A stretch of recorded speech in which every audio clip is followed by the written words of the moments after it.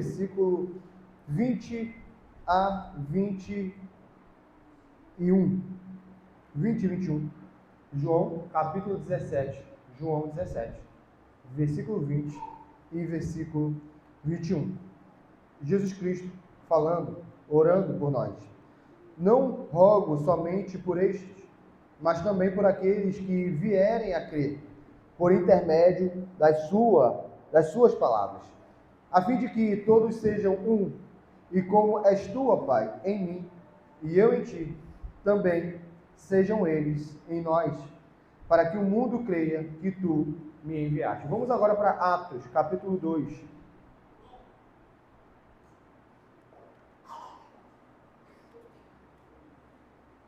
Atos, capítulo 2, versículo 42. 42 a 46. Os primeiros convertidos da igreja cristã. Atos 2, 42 a 46 diz assim: E perseveravam na doutrina dos apóstolos, e na comunhão, no partir do pão e nas orações. Em cada alma havia temor, e muitos prodígios e sinais eram feitos por intermédio dos apóstolos. Todos os que creram estavam juntos e tinham tudo em comum. Vendiam as suas propriedades e bens, distribuindo o produto entre todos à medida que alguém tinha necessidade. Diariamente perseveravam unânimes no templo, partiam pão de casa em casa e tomavam suas refeições com alegria e singeleza de coração. Agora Atos 4, versículo 32. E depois vamos para Romanos. Atos capítulo 4, versículo 32 diz assim: Da multidão dos que creram, era um o coração e a alma. Ninguém considerava exclusivamente sua nenhuma das coisas que possuía. Tudo, porém, lhes era comum. Agora vamos para Romanos 16.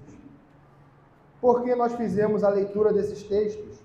Porque em Romanos 16, nós já estamos vendo que a partir do capítulo 12, o apóstolo Paulo tem trabalhado sobre a questão prática da igreja. A questão de doutrina, agora na prática. É isso que o apóstolo Paulo tem trabalhado. E aqui, no capítulo 16, vamos lembrar que Romanos foi escrita para um destinatário, para um público. Romanos foi escrito primeiro para os romanos, lá no século I.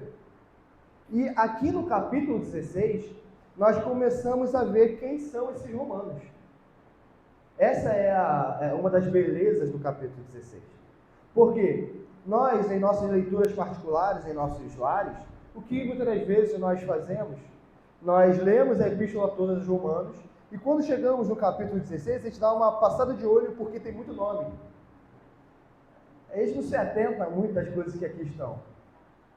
Mas assim como Atos 2,42, Atos 2,42, Atos 4,32, nós temos ali uma visão da igreja, a igreja do primeiro século, a igreja, ainda mais em Atos, que acabaram de crer e ali estavam vivendo o evangelho genuíno. Em Romanos nós vemos isso também. E nós vemos o que acontece em Atos 2,42 e em Atos 4,32, a unidade, todos estarem com uma só voz, que nós vimos nos domingos passados, Atos 15, versículo 5, ora, o Deus da paciência e da consolação vos conceda o mesmo sentir uns para com os outros, segundo Cristo Jesus, para que concordemente e a uma voz glorifiqueis ao Deus e Pai de nosso Senhor Jesus Cristo. Ou seja, unidade. Nós temos um só corpo. O que nós vemos em Atos e Romanos é a igreja cumprindo o desejo de Jesus Cristo. A igreja buscando seguir aquilo que Jesus rogou ao Pai por nós. Por que nós devemos batalhar tanto pela ortodoxia verdadeira, ou seja, pela ortodoxia, pela doutrina verdadeira, e também batalhar igualmente pela unidade da igreja? Batalhar igualmente para que em nosso meio nós sejamos um só coração, um só sentimento, um só povo.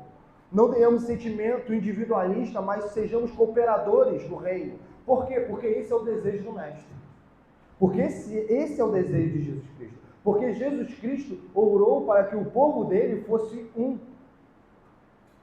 E é por conta disso que nós batalhamos pela ortodoxia, sim, pela doutrina verdadeira. mas também devemos batalhar com a mesma disposição pela unidade, para que sejamos um. Para que assim como Cristo rogou ao Pai, para que eles sejam um como eu e o Pai somos um, e o mundo creia, assim também nós batalhamos pela unidade. E aqui nós vemos esses irmãos que estão vivendo uma fé saudável. Como o irmão Vinícius expôs, os romanos, esses irmãos que agora nós vamos começar a elencar aqui, não são homens e mulheres que não sabiam o que o apóstolo Paulo estava trazendo, porque o irmão Vinícius trouxe aqui que o apóstolo Paulo ele está relembrando algo que os romanos já sabiam. Não é uma novidade. Talvez para a igreja moderna, para a igreja contemporânea, a epístola aos romanos seja uma novidade. As doutrinas de Romanos sejam uma novidade. Porque a epístola aos romanos, ela diz que o homem é nada, que o homem é depravado, que não há um justo sequer e que Deus é o doador de toda a misericórdia, e não é de quem quer, de quem corre, mas de Deus ele exerce a misericórdia. Então, por conta de menosprezar, ou melhor, menosprezar mesmo as obras, dizer que as obras não têm lugar na fé cristã para a salvação, e dizer que a salvação é única e exclusivamente obra trinitária, obra de Deus, por conta disso, Romanos ficou esquecido dentro da igreja. Poucas igrejas pregam Romanos. Mas na mesma medida que nós vimos a doutrina verdadeira, agora nós vamos ver esses irmãos que entenderam a doutrina verdadeira, que estavam sendo relembrados da doutrina verdadeira, e vamos ver a unidade. Em qual sentido? No sentido, nós vamos pegar o que o irmão Vinícius trouxe, não no último sermão dele, mas no que ele falou sobre dons. Ele teve um sermão aqui sobre dons. E hoje nós vamos trabalhar sobre esses irmãos da igreja de Romanos, que estavam ali, juntos, trabalhando pelo reino. Trabalhando pelo reino. Nós vamos expor esta noite do versículo 1 ao versículo 16. Nós estamos chegando ao final da epístola. Então, esta noite nós vamos ver do 1 ao 16. Domingo que vem, nós vamos ver do versículo 17 ao versículo 20 com o reverendo Ricardo. E no último domingo de fevereiro, nós vamos encerrar a epístola do versículo 21 ao versículo 27. A gente vai dividir o capítulo 16 em 3 partes. Poderíamos dividir em 5, como a Ara faz, ou poderíamos expô-la toda de uma vez, como alguns comentaristas fazem. Mas, para o melhor proveito da congregação, nós vamos dividi-la em 3 partes, se Deus assim nos permitir. Então, leiamos a epístola, capítulo 16 de Romanos, versículo 1 até o versículo 16.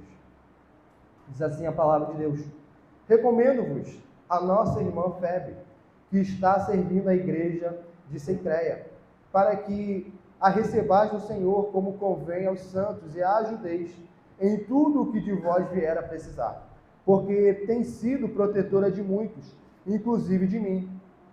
Saudai Priscila e Áquila, meus cooperadores em Cristo Jesus, os quais pela minha vida arriscaram a sua própria cabeça.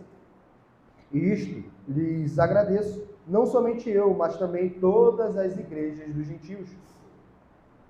Saudai igualmente a igreja que se reúne na casa deles. Saudai meu querido Epêneto, primícias da Ásia para Cristo. Saudai Maria, que muito trabalhou por vós. Saudai Andrônico e Júnias, meus parentes e companheiros de prisão, os quais são notáveis entre os apóstolos e estavam em Cristo antes de mim.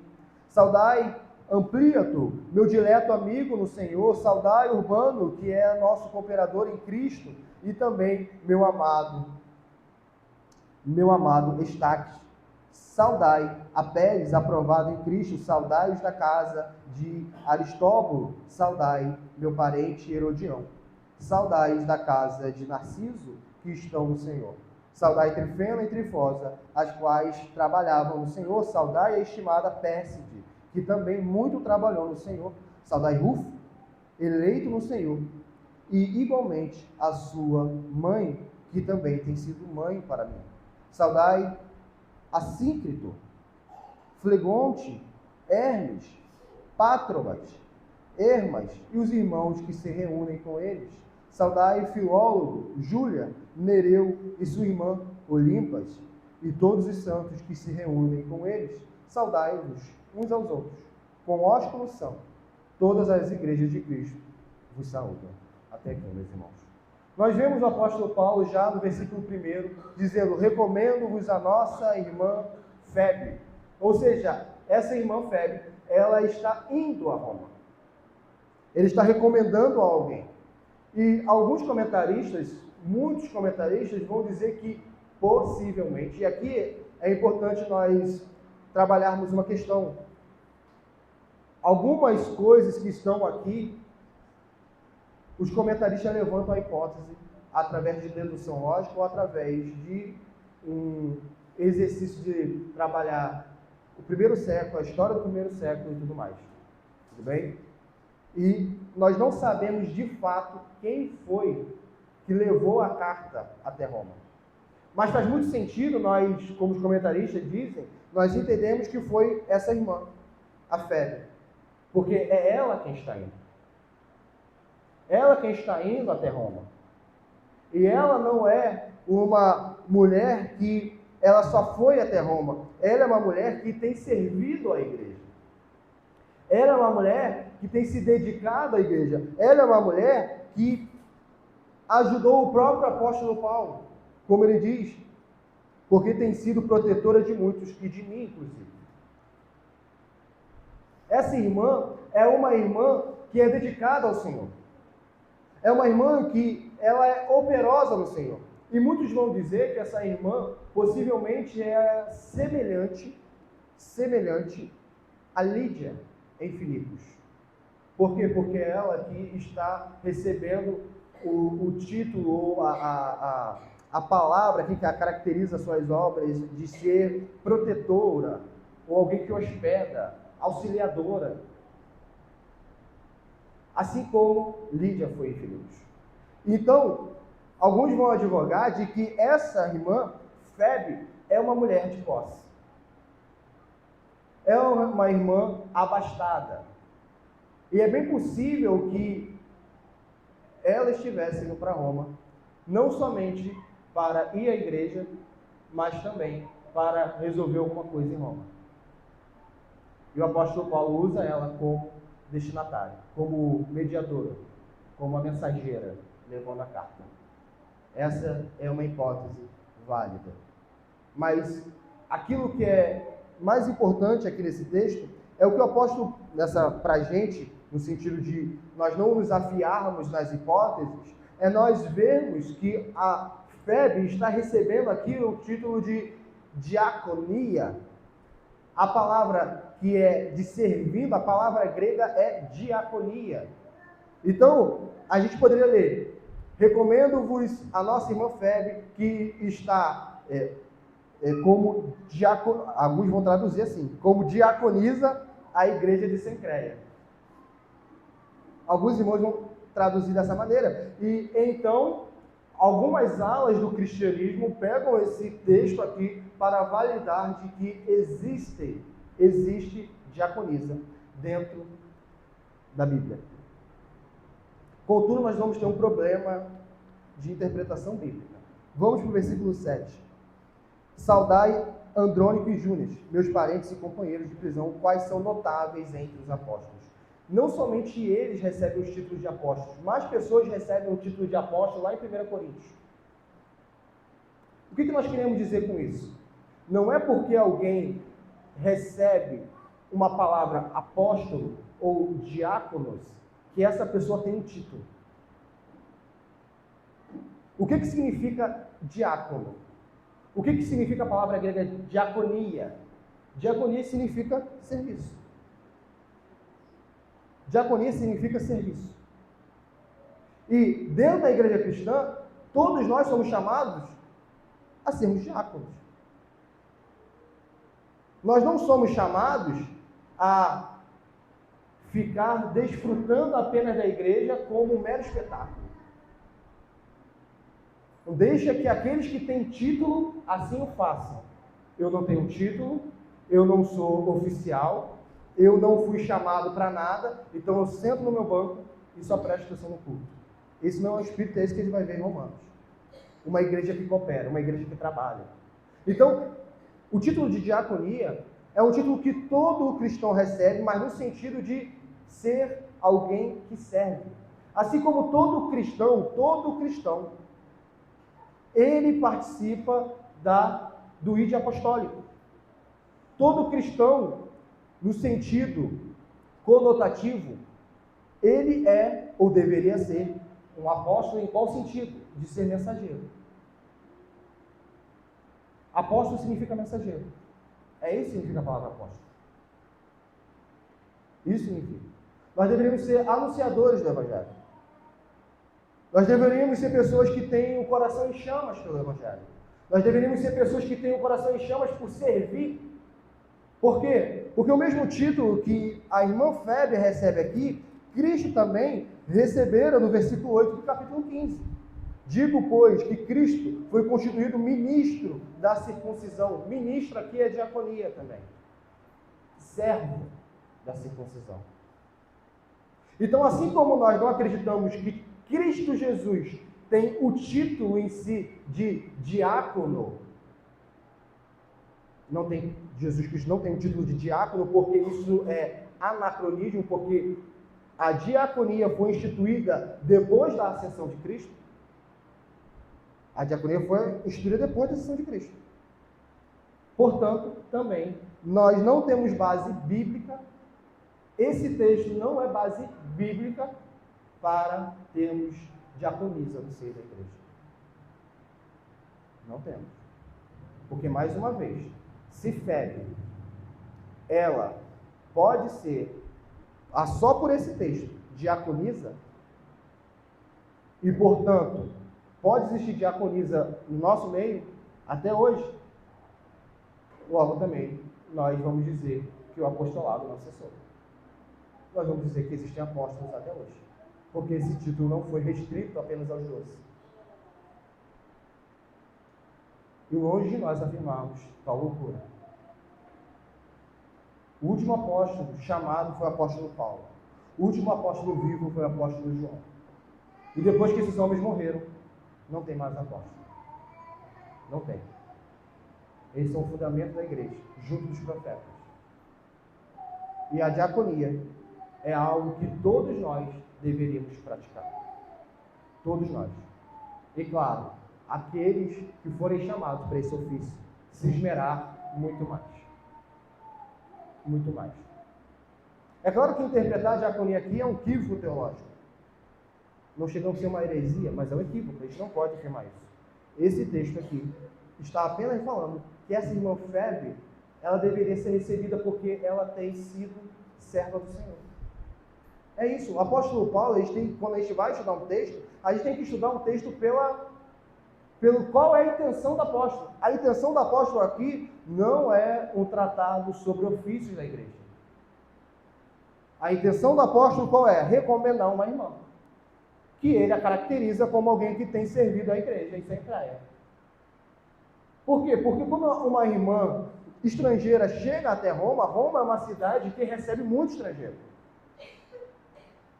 Roma, analogamente, Roma é muito maior do que essa analogia que nós vamos fazer, era muito maior, é análoga a Nova York dos tempos de hoje.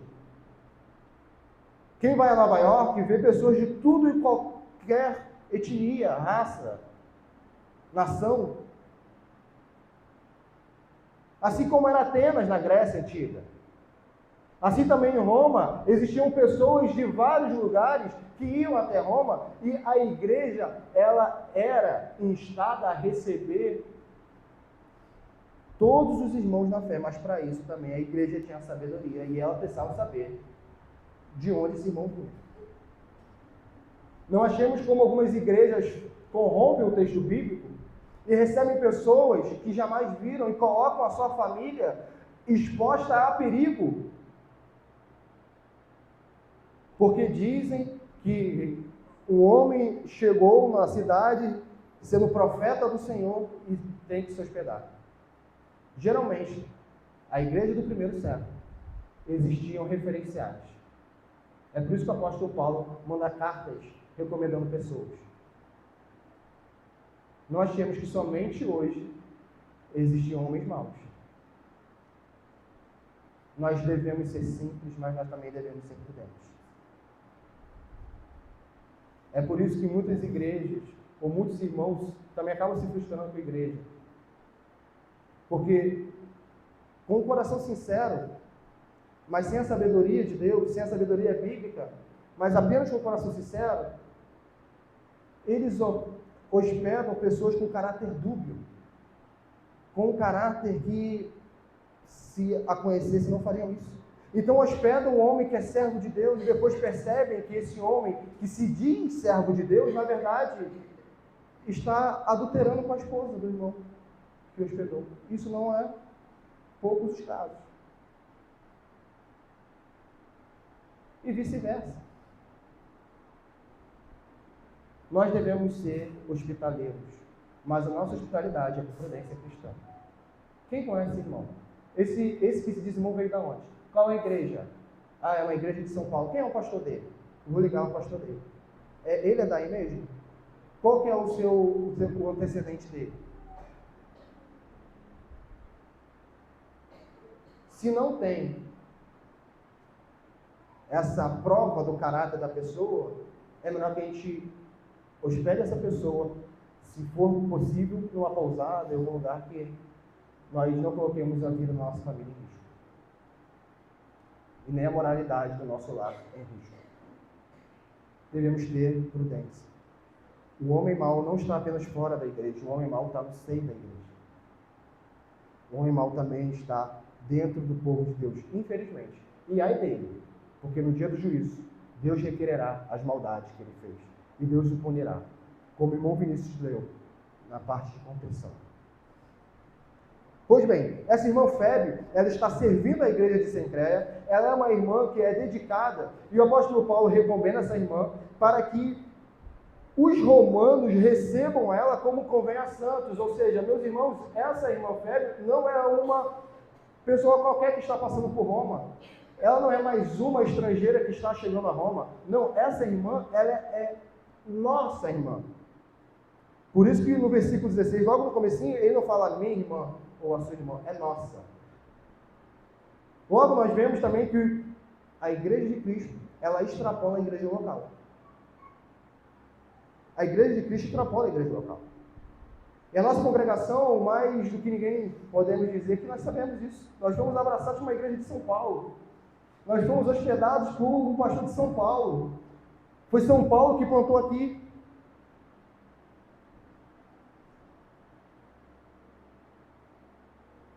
A nossa origem é de São Paulo, não é do Rio, não é de nenhum outro lugar. Por isso, Presbiteriano Novo Mundo, o bairro que nos plantou. A igreja ficava em Novo Mundo. Logo, a igreja, ela não está circunscrita à nossa igreja local. Nós somos chamados para ser operosos na nossa igreja local, sim, mas também nós somos chamados a ser operosos para com toda a comunidade da fé. Com todos os irmãos. Com todos os irmãos. Porque tem sido protetora de muitos, de mim, inclusive. Ela é uma auxiliadora. Ela é alguém que serve a igreja. Ela é alguém que serve. Se a gente for para 1 Timóteo 5, e o apóstolo Paulo, ele vai citar muitas mulheres nesse texto. E as mulheres, ainda que elas não tivessem títulos que eu digo, ofício, não existe pastora na Bíblia, não existe bispa na Bíblia, não existe apóstola, não existe presbítera, não existe nada disso na Bíblia. A gente pode ler de Gênesis, Apocalipse, a gente não vai achar. Mas as mulheres tinham uma importância. No texto em que o apóstolo Paulo está recomendando a questão das viúvas, ele vai descrever uma prática comum. Versículo 9. Não seja inscrita, senão viúva... 1 Timóteo 5, 9. Não seja inscrita, senão viúva que conte ao menos 60 anos de idade, tenha sido esposa de um só marido. Ok. Versículo 10. Seja recomendada pelo testemunho de boas obras, tenha criado filhos, exercitado a hospitalidade, lavado os pés aos santos, socorrido a atribulados, se viveu na prática zelosa de toda boa obra. Então era comum, na igreja do primeiro século, as irmãs serem ativas. As irmãs serem essas auxiliadoras, essas irmãs que ajudam o necessitado, ajudam aqueles que estão aflitos. São as irmãs que ajudam não somente aqueles que estão aqui, como os demais. As irmãs não ficavam no limbo de porque eu não tenho ofício, nada faço. Não, elas tinham também o seu propósito na igreja de labutar para socorrer os aflitos e para também evangelizar. Afinal de contas, Apolo, ele é instruído por, que é o próximo versículo, Priscila e Áquila. Não foi somente Áquila, foi Priscila e Áquila, que ajudaram Apolo a entender a verdadeira doutrina e ser um grande homem de Deus, que foi. Vamos então para o versículo 3. Saudai Priscila e Áquila, meus cooperadores em Cristo Jesus, as quais, pela minha vida, arriscaram a sua própria cabeça. E isto lhes agradeço, não somente eu, mas também todas as igrejas dos gentios. Meus irmãos, se a gente vai lá para Atos 18, nós vamos ver que Priscila e Áquila, eles conhecem Paulo em Corinto. Vamos para Atos 18? Eles conhecem Paulo em Corinto. Depois que o apóstolo Paulo deixa Atenas, Corinto, versículo 2, capítulo 18, vai dizer: lá encontrou um certo judeu chamado Áquila, natural de Ponto, recentemente chegado da Itália, com Priscila, sua mulher, em vista de ter Cláudio decretado que todos os judeus se retirassem de Roma. Paulo aproximou-se deles. Nós vemos que Paulo, no versículo 1 vai dizer que ele está em Corinto, ele partiu para Corinto e lá estava. Nós vemos que Paulo encontra Priscila e Áquila, vindos da onde? De Roma. E Priscila e Áquila, o texto não revela que Priscila e Áquila se converteu pela pregação do apóstolo Paulo. O texto parece demonstrar que quando Priscila e Áquila se encontram com o apóstolo Paulo, eles já eram crentes. Então, há uma ajuda mútua. O apóstolo Paulo é ajudado por Priscila e Áquila e Áquila é ajudado pelo apóstolo Paulo. É por isso que o apóstolo Paulo, ele diz o quê? Que eles são cooperadores. E aí nós vamos vendo o mistério que paira sobre a igreja de Roma. Quem foi que evangelizou Roma? O irmão Vinícius trouxe isso. Quem foi? Nós não sabemos. Nós sabemos que foi o Espírito Santo, usando seus servos. Mas quando Priscila e Áquila saem de Roma, eles já são cristãos. Tanto é que historiadores dizem que esse edito de Cláudio foi porque havia rinchas de judeus com os cristãos. Então Cláudio dispersa todos os judeus. Todos os judeus. E Priscila e Áquila, em Corinto, ficam com o apóstolo Paulo, trabalham junto, construindo tendas. Depois eles vão com o apóstolo Paulo a Éfeso. E lá ficam com o apóstolo Paulo. E é muito provável, como o texto aqui vai mostrar, que depois que o apóstolo Paulo parte de Éfeso, Priscila e Áquila continuam em Éfeso, possivelmente, tudo indica, como está aqui em Romanos, eles voltam para Roma. Por quê? Ele está saudando irmãos que estão em Roma. Saudai Priscila e Áquila, meus cooperadores em Cristo Jesus, os quais pela minha vida arriscaram a sua própria cabeça. Mais uma vez, qual era o ofício de Priscila e Áquila? Nós sabemos o trabalho dele do dia a dia de criar construir tendas. Mas eles eram irmãos operosos em boas obras. E a gente precisa tirar do nosso seio, da nossa mente, de que uma igreja operosa é uma igreja repleta de títulos. A igreja contemporânea, as pessoas só fazem as coisas se há um título. Só há hospitalidade de receber bem se a pessoa participa do departamento de recepção. Aí, essas pessoas que são do departamento de recepção, elas são hospitaleiras. Quem não é do departamento de recepção, ela nem vê que tem visitante na igreja. A igreja só evangeliza se tiver um departamento de missões. Se tiver um departamento de missões, ela evangeliza. Se não tiver, está tudo bem. Eu não vou fazer missões. Afinal de contas, é culpa da igreja. Mas nós vemos na palavra de Deus homens e mulheres com o coração em chama pelo Evangelho, com o coração que uma vez que ele recebeu a palavra de Deus, ele não podia fazer outra coisa senão pregar a palavra de Deus, que eles não precisavam de ter um ofício para trabalharem, para cooperarem com o progresso do reino. E assim Priscila e Áquila, eles não precisavam ser pastores, eles não precisavam ser apóstolos, eles não precisavam ser missionários, ainda que eles fossem sem título. Eles não precisavam ser tudo isso para colocarem a própria vida em risco por amor ao Evangelho. Porque a igreja de Cristo perder o apóstolo Paulo seria muito duro. Por isso, que o apóstolo Paulo diz: isto lhe agradeço, não somente eu, mas também todas as igrejas dos gentios. Todas as igrejas dos gentios agradecem. Por quê? Porque o apóstolo Paulo recebeu um amparo de um casal que entendeu que o reino de Deus vale mais que suas vidas. Vale mais que suas vidas.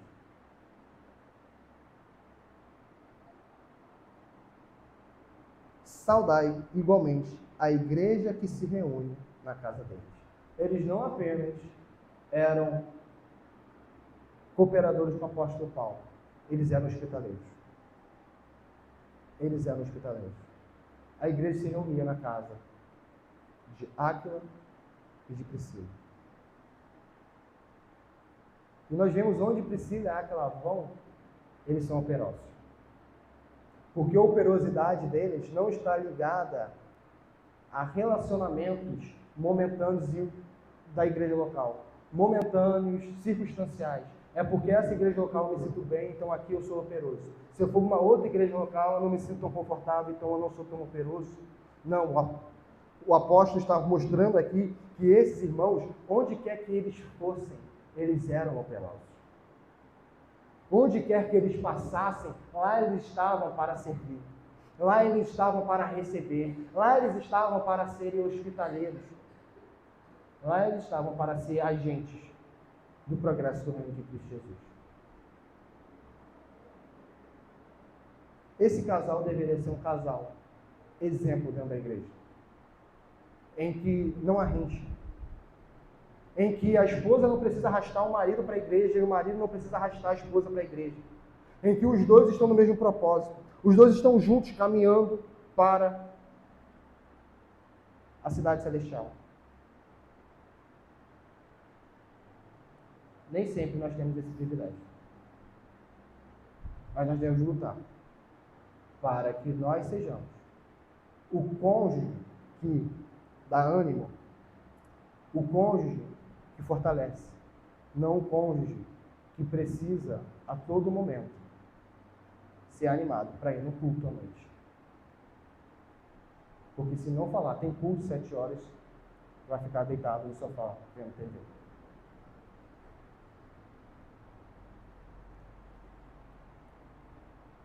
E ele continua: saudai meu querido Epêneto, primícias da Ásia para Cristo, saudai Maria, que muito trabalhou por vós, saudai Andrônico e Júnior. O apóstolo Paulo ele faz uma série de saudações, como está aqui nessa perícope, e ele vai usando palavras de afeto, palavras de carinho, como um comentarista vai dizer que o evangelho ele está com homens que foram civilizados pelo Espírito. Se nós estamos vendo, como vimos hoje no devocional pela manhã, como estamos vendo em Romanos, que aqui é uma igreja, aqui que eu digo, a igreja de Cristo, não necessariamente a igreja local. A igreja de Cristo é uma igreja que está fundamentada no amor. O amor que nós temos para com Deus, o amor que nós temos para com o irmão, que é fruto, que é resultado do amor de Deus para conosco. Se nós de fato somos crentes afetuosos, crentes que amam, então isso tem que redundar em nossas palavras, isso tem que redundar na forma como nós dialogamos um com o outro. Nós não podemos ser como os ímpios, que na sua fala não tem afeto. Nós não estamos falando de bajulação, nós estamos falando de uma palavra pensada, uma palavra em que deseja a edificação do próximo, uma palavra que deseja que o irmão veja que nós sentimos afeto por ele. E que isso seja genuíno. não fruto de palavras sem coração. As pessoas deveriam adentrar no seio das igrejas cristãs e verem: esse povo se ama de verdade. Por que esse povo se ama? Porque pessoas de diferentes localidades, pessoas de diferente cultura, pessoas de diferente classe social. Aqui em Romanos, se nós pegássemos as etimologias desses homens e mulheres, nós veríamos nomes que têm uma ligação à escravidão, nomes que têm uma ligação à área nobre. E todos esses homens e todas essas mulheres estão no mesmo local, na Igreja de Cristo, vivendo junto. Nós não somos atraídos por classe social, nós não somos atraídos por cultura, nós não somos atraídos porque temos interesses seculares iguais. Nós somos atraídos, ou nós fomos atraídos pela cruz. Pela cruz. E é na cruz que nós temos a nossa unidade. É na abnegação. É no negar a nós mesmos. É, como nós vimos em Romanos 15, não buscar agradar a si mesmo, mas buscar a edificação.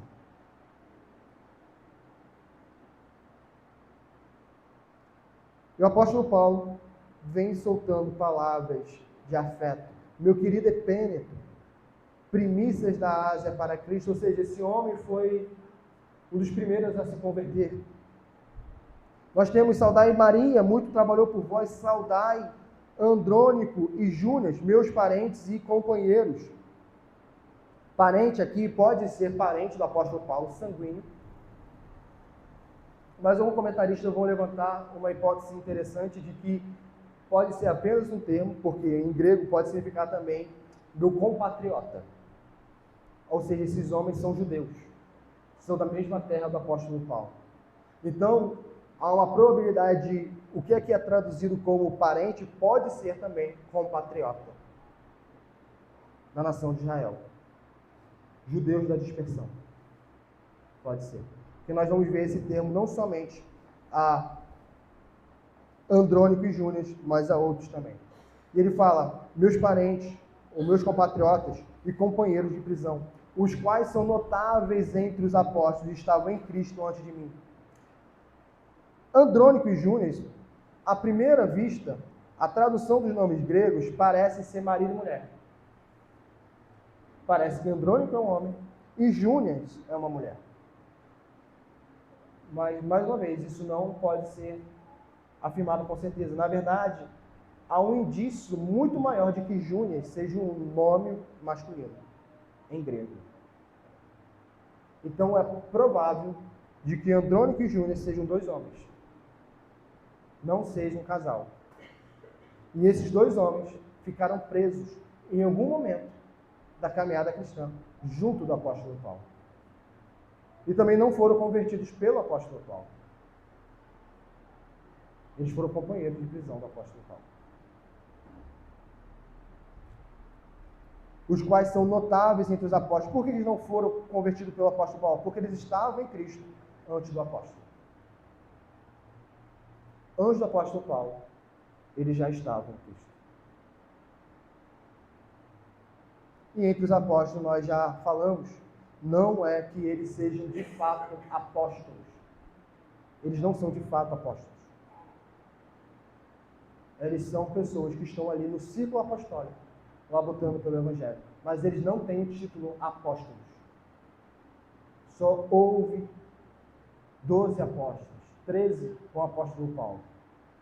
E a prova cabal disso, além dos critérios de ter visto Jesus Cristo ressuscitado e tudo mais, é quando nós vamos para Apocalipse, nós só temos 12 apóstolos lá. Nós não temos mais. Das colunas, das portas em Apocalipse. Nós temos 12 tribos e 12 apóstolos em Apocalipse, quando vai falar das colunas e das portas. Se toda pessoa que recebe o nome apóstolo na Bíblia é, de fato, um oficial apóstolo, como Pedro, como João, como Paulo, então em Apocalipse deveria ter mais de 12. Mas não tem.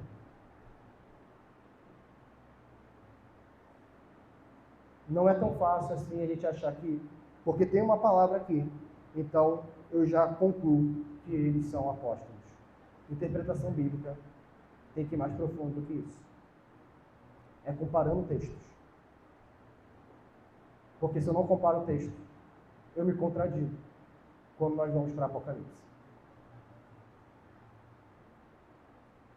E a questão do apóstolo Paulo é uma questão à parte, análoga à tribo de Levi. Mas não é no nosso interesse essa noite. Versículo 8 diz: Saudai, amplia-te, meu dileto amigo no Senhor. Mais uma vez, uma linguagem afetiva. Saudai Urbano, que é nosso cooperador em Cristo. E também meu amado Estaque. Saudai Apeles, aprovado em Cristo. Saudai da casa de Aristóbulo. E nós vemos aqui, mais uma vez, homens que recebem uma linguagem afetuosa do apóstolo Paulo e homens que são cooperadores em Cristo Jesus. Homens que têm trabalhado por Cristo Jesus. Homens que têm servido a igreja de Cristo Jesus.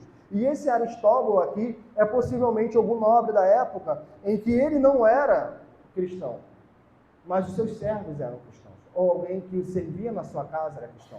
Tanto é que ele diz, aprovado aqui, saudai-os da casa de Aristóbulo, assim como de Narciso. Narciso não é necessariamente um cristão. Não é necessariamente um cristão. Aprovado em Cristo, ou seja, esse Apeles do versículo 10, ele é um homem que ele foi provado e aprovado, porque ninguém é aprovado sem ser provado. E é bem possível que aqui esteja uma conexão à perseguição que acontecia no primeiro século. Então, esse Apeles aqui é um homem que foi perseguido.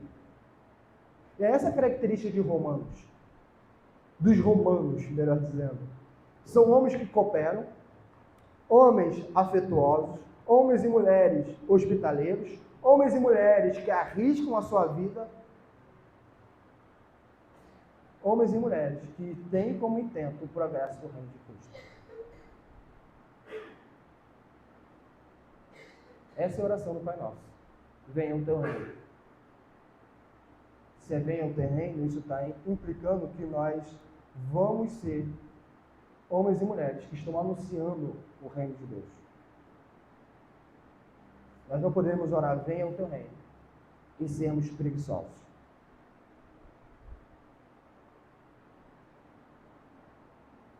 Narciso, que estão no Senhor, saudai Trifena e Trifosa, possivelmente irmãs, as quais trabalhavam no Senhor, mais uma vez, mulheres que trabalham no Senhor, homens e mulheres trabalhando no Senhor, saudai a estimada Pérside, que também muito trabalhou no Senhor, e essa Pérside possivelmente é uma irmã idosa, porque agora ela já não trabalha mais, mas ela trabalhou muito. É uma igreja que nós vemos também diferente faixa etária. Não existe essa de igreja de jovem, igreja de idoso. A igreja de Cristo é uma igreja que tem velhos, jovens, crianças. Nós acabamos de ler no Salmo 148.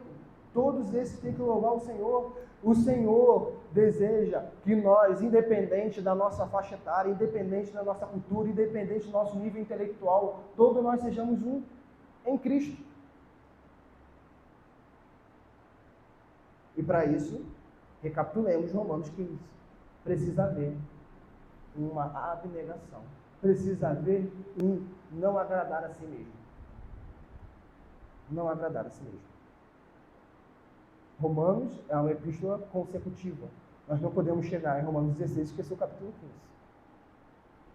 Não podemos chegar no 15 e 14 e assim retroagindo até o capítulo 1. Está tudo conectado. O apóstolo Paulo tem um pensamento coeso. O pensamento do apóstolo é coeso.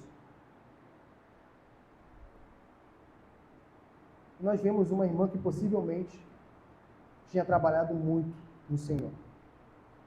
Ou que estava já idosa, ou que algum infortúnio tenha cometido a ela.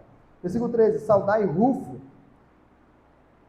E olha o que o apóstolo Paulo diz, eleito no Senhor. A gente pode perguntar, apóstolo Paulo, mas não são todos os cristãos eleitos no Senhor? Por que Rufo recebe o título de eleito no Senhor? O apóstolo Paulo já deixou claro que eleição está ligada à graça de Deus. Mas o que eleição está ligado aqui? E se Rufo é um eleito, como aqui está escrito, no sentido de Deus ter, desde a eternidade, elegido ele, porque somente ele recebe essa designação? Vamos para Marcos 15.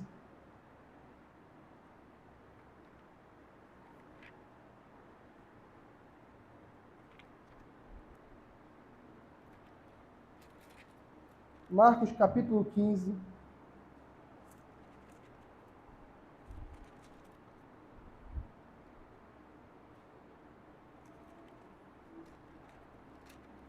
Versículo 21. Marcos 15, 21. E obrigaram a Simão Cirineu, que passava, vindo do campo, pai de Alexandre e de Rufo, a carregar-lhe a cruz. E obrigaram a Simão Cirineu, que passava, vindo do campo, pai de Alexandre e de Rufo, a carregar-lhe a cruz. Muitos dizem que Marcos foi escrito em Roma. E o público primeiro de Marcos, do Evangelho de Marcos, é um público gentil. E possivelmente um público romano. É isso que nós temos nos antepassados, no prefácio que nós vamos ler sobre o Evangelho de Marcos. E se nós conectarmos essa hipótese muito válida, nós começamos a entender por que esse homem ele é designado como eleito. Porque a história dele é diferente da de todos os demais. A história dele vem de que ele recebeu o Evangelho porque o pai dele carregou a cruz de Cristo. Simão Cirineu, que passava, pai de Alexandre de Rufo. E se isso de fato acontecer, este homem que carregou a cruz de Cristo, ou ele ou sua esposa se converteu. E o seu filho também se converteu. E nós vemos até Jesus na sua via ali, em que ele estava carregando a cruz pesada, ali também ele estava anunciando o Evangelho, obviamente. Essa é uma hipótese que muitos comentaristas vão levantar, porque é a que melhor coaduna com o texto. Porque somente esse homem recebe o título de eleito. Somente ele. Porque a história dele é uma história extraordinária. Ele recebeu a palavra direta do Senhor Jesus Cristo, sendo alguém de Roma. Sendo alguém de Roma. Mas continuemos.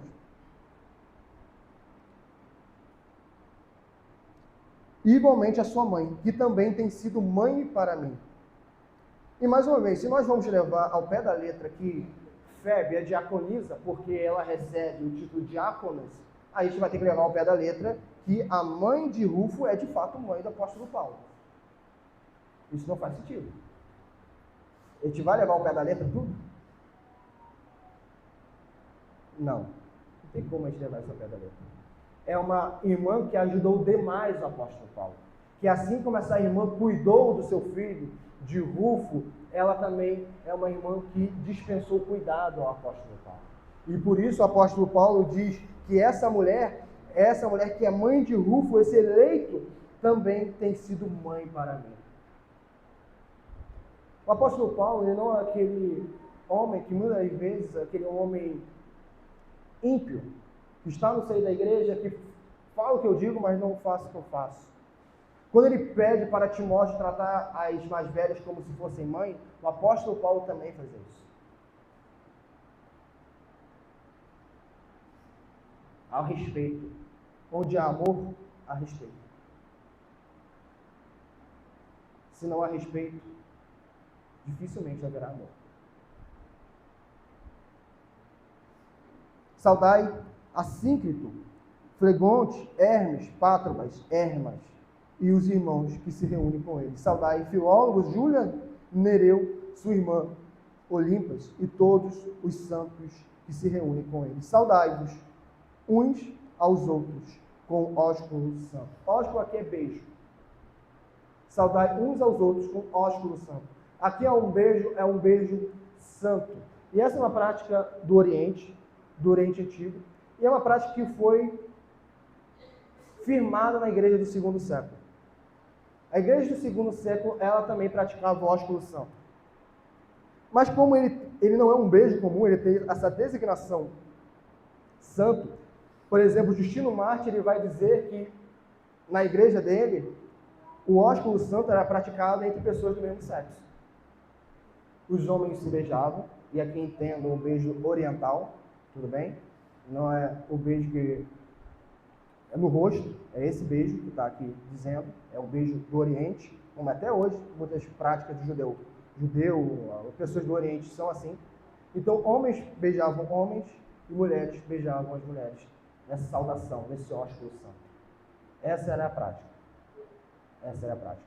Porque nós vamos lembrar o que o irmão reverendo Ricardo trouxera para nós, de que nós devemos, quando estamos trabalhando do sexo oposto, ter o cuidado de haver santidade nos nossos relacionamentos entre sexo oposto. O irmão não trata uma irmã como ele trata o irmão. O irmão pode ficar tocando o outro irmão, chamando o outro irmão, mas uma irmã, o irmão não deve ficar tocando uma irmã com toques desnecessários. Tem que haver respeito. Tem que entender que Deus fez homem e mulher, e a mulher do próximo pertence ao próximo. Tem que haver respeito entre os homens. Tem que haver respeito entre as mulheres. E as mulheres, a mesma coisa, com os homens. Tem que haver respeito na igreja. Tem que haver santidade. A igreja, ultimamente, achou que nós não somos pecadores. Não, isso de que tem que haver respeito, é isso que tem que haver de nós devemos ter cuidado com as falas que nós pronunciamos com o sexo oposto, ou o que nós fazemos com o irmão ou uma irmã que é o sexo oposto de nós. Isso é legalismo. Afinal de contas, todos nós somos irmãos, todos nós temos um amor fraternal. E esquecemos do pecado original, e o que tem acontecido no seio da igreja? Traições e traições.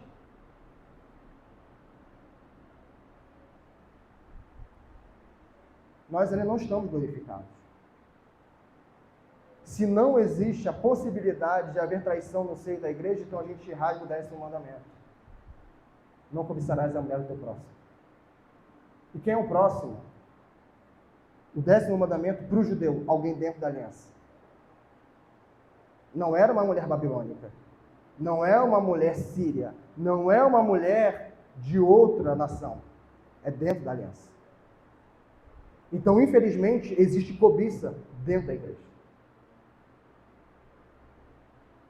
Nós não estamos glorificados.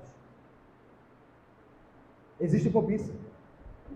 E nós devemos ter a sensibilidade de seguir a palavra e não achar que nós somos mais santos do que a palavra diz que somos. Se a palavra diz que nós somos capazes a adulterar dentro da igreja, então nós somos. Então não brinquemos com esse pecado.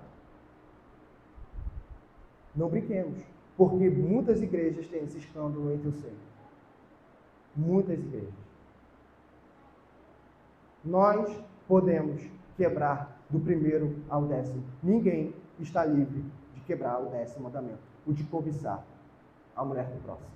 Pastores, infelizmente, quebram esse mandamento.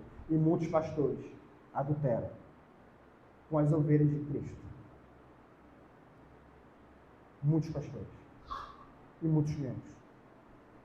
Infelizmente, isso tem sido a realidade da igreja brasileira. Porque esqueceu de que são pecadores.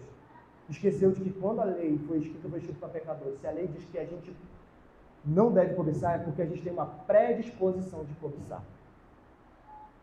Se ela diz não cobiçarás, é porque o meu coração é cobiçoso.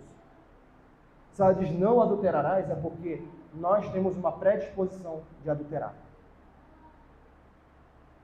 Ninguém aqui está glorificado. Então, vigiemos.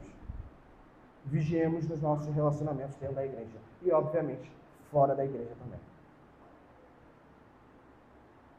Vamos perseverar até o fim na santidade. Até o último dia. Nós não sejamos aqueles que retroagem. E que o escândalo não venha de nós. Ai daquele que vier o escândalo.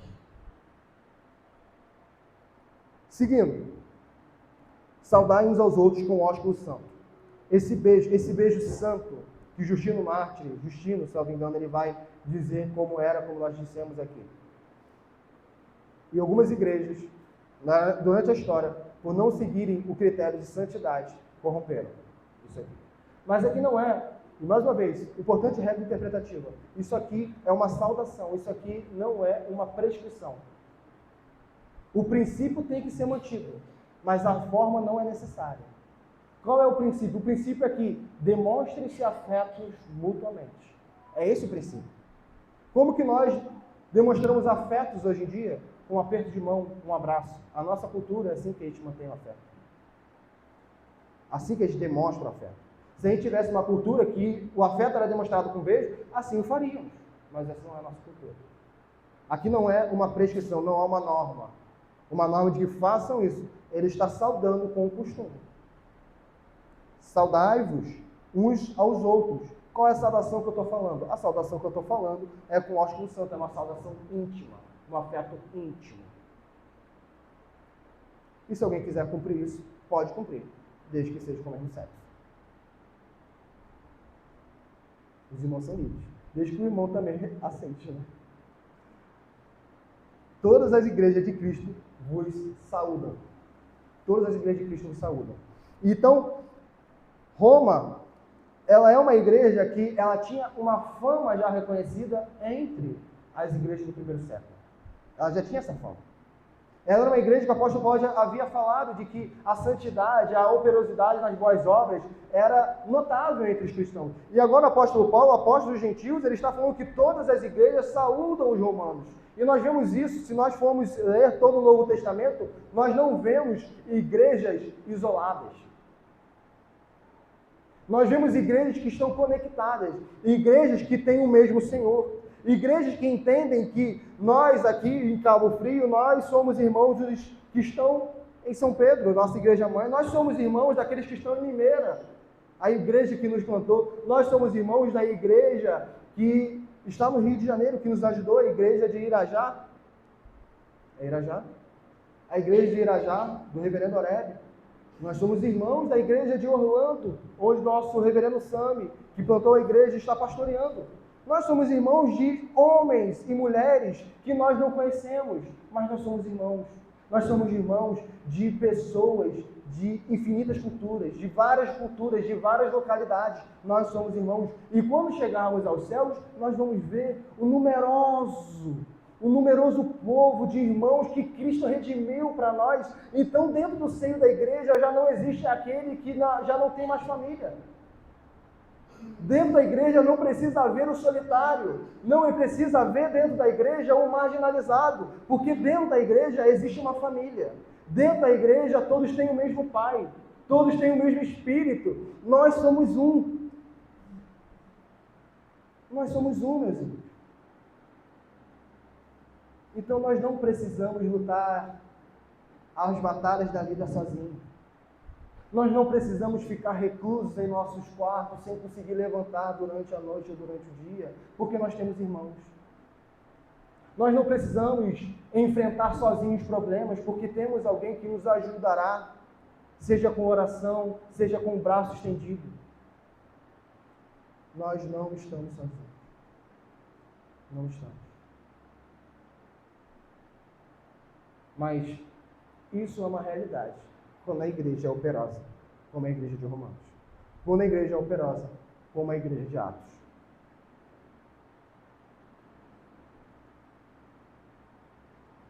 Já nos foi contada uma história de cristãos que se acidentaram. E quem cuidou, nós já contamos a história de um pastor que cuidou do outro, mas nesse caso foram as irmãs, porque eram duas irmãs que tinham se acidentado. E elas precisavam de banho. O acidente foi tão grave que elas precisavam que alguém desse banho nelas. E as irmãs da igreja assim fizeram. Assim fizeram. Essa é a igreja de Cristo. Pessoas que vão para o leito do hospital sem família, mas têm a igreja, a família de Deus que lá estão. E se despedem daquela alma. E diz até logo. Logo, logo nós nos veremos. Mas elas não partem sozinhas, porque elas têm um irmão e uma irmã na fé. Esses somos nós. Nós não estamos sozinhos. Com isso, nós vamos receber ajuda e nós vamos praticar ajuda. Algumas considerações, meus irmãos. para nós encerrarmos. O verdadeiro amor nunca vacila no trabalho, mas sente o prazer nele. O verdadeiro amor nunca vacila no trabalho, mas sente prazer nele. Onde houver amor, muito trabalho haverá. Podemos usar aqui como comparativo o amor de um pai e de uma mãe. Eles demonstram um amor grande pelo filho, pelo muito trabalho que eles se dedicam ao filho. Nós vemos os pais com os seus filhos no colo, acalmando quando estão chorando, trocando suas fraldas, alimentando. E quando crescem, eles têm todo o auxílio paternal e maternal. Mas é cansativo, os pais se cansam. Os pais ficam noites sem dormir. Os pais ficam muitas vezes atribulados com a alma porque eu não sei como eu vou sustentar o meu filho. Eu não sei como eu vou cuidar dessa criança. Eu não sei como que eu vou poder dar o melhor da vida para essa criança. E eles muito trabalham pelos seus filhos. Por quê? Porque eles muito amam. Então, onde houver muito trabalho, haverá muito amor. Onde há pouco trabalho, há pouco amor. Onde há nenhum trabalho, há nenhum amor. Nós não somos aqueles que falam, eu te amo de palavra. Isso é de boca. Não deveríamos ser. Não deveríamos ser. Cada um de nós tem o seu lugar e deve esforçar-se para servir a igreja. Mas por que servir a igreja? Porque servindo a igreja nós servimos Cristo. É um dos serviços, não é servir só na igreja. Nós estamos vendo aqui operosidade dentro da igreja. E dificilmente alguém que não serve na igreja serve fora da igreja. No Evangelho. Servir em ONG não é servir ao reino de Deus. Ainda que tenha a sua reputação louvável, ajudando os necessitados em uma ONG. Tudo bem. Mas isso não está conectado ao avanço do reino de Jesus Cristo. Não está conectado. Outra consideração, terceira, o homem piedoso terá o cuidado de levar a fé consigo onde quer que for. Por que a gente está trazendo essa consideração prisciliaca? Eles foram em Éfeso, lá eles mostraram a piedade. Eles estavam em Roma, lá eles estavam hospedando os irmãos. Eles estavam em Corinto, lá eles estavam também sendo operosos. Não sejamos aqueles que quando nós temos que mudar de cidade, mudamos de fé.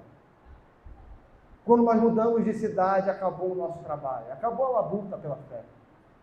Afinal, eu vim para essa cidade para trabalhar. Usando uma analogia, assim como aquele que vive pela espada, morre pela espada, aquele que vive só pelo trabalho, morre só pelo trabalho.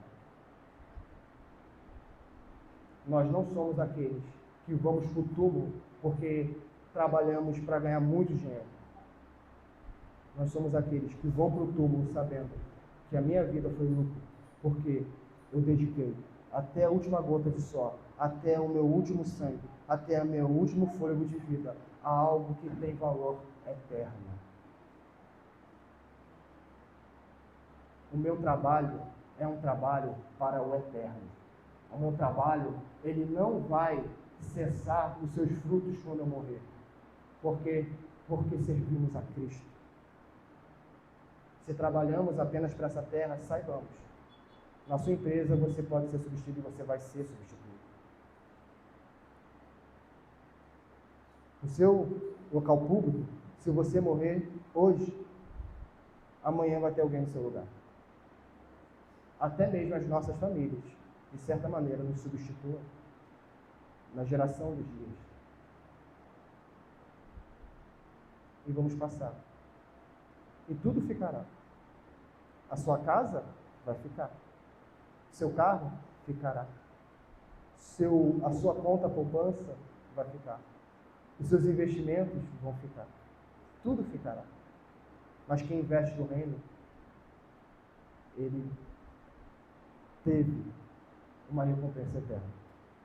Acumuleis tesouro nos céus. Quem disse isso foi o Senhor Jesus Cristo. Acumuleis dinheiro nos céus. Não que essas coisas sejam erradas, mas o nosso alvo primeiro é a Nova Jerusalém. O amor fraternal não é impessoal, mas está repleto de nomes e nomes dos irmãos da fé.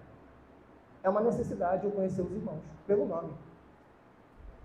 O apóstolo Paulo nunca tinha ido a Roma e ele conhecia muitos pelo nome. Nós nos encontramos toda semana. Como nós podemos não nos conhecer pelos nomes?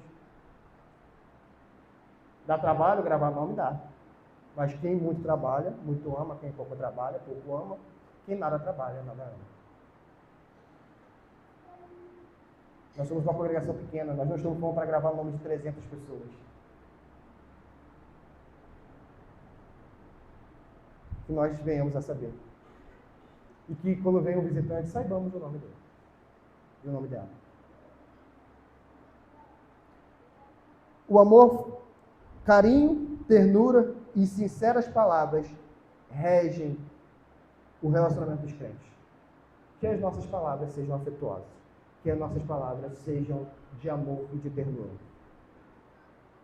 Jesus Cristo, nosso Rei, tem súditos espalhados pelos 4 cantos deste mundo. Portanto, sejamos atenciosos para com todos eles. A igreja não se restringe à Presbiteriana Novo Mundo. Não se restringe a Cabo Frio. Ela está espalhada por todo o mundo. Isso é maravilhoso. Isso é algo extraordinário. E por último, mas não menos importante, diaconia. Diaconia é um dever de todos. Diaconia é um dever de todos. É claro que alguns homens são especialmente chamados para esse serviço e louvável trabalho eles terão. Mas servir é um trabalho de todos. Não é só dos diáconos. Não é só dos diáconos. Que não sejamos aquele tipo de pessoa que é introspectivo, não por causa de sua personalidade, porque ele não tem cargo. Porque quando ele recebe um cargo, ele vira outra pessoa. Do nada, ele dá boa noite para todo mundo, ele é simpático, ele mudou a personalidade dele, porque agora ele tem um cargo. Ele não ia a nenhuma reunião da igreja, mas agora que ele tem responsabilidade, é claro que é um dever, ele ia antes, mas agora ele só vai por causa disso e julga quem vai. Que façamos não porque é obrigado somente, mas por amor. Venhamos para a reunião de oração às terças por amor. Por amor ao irmão, para eu saber o que ele está passando. E por amor ao reino de Deus, porque a gente ora aqui que o reino de Deus avance. Então, meus irmãos, sejamos servos, porque Deus se tornou servo e morreu por nós. Nós já vimos, o padrão é Cristo. O padrão é Cristo. Vamos orar?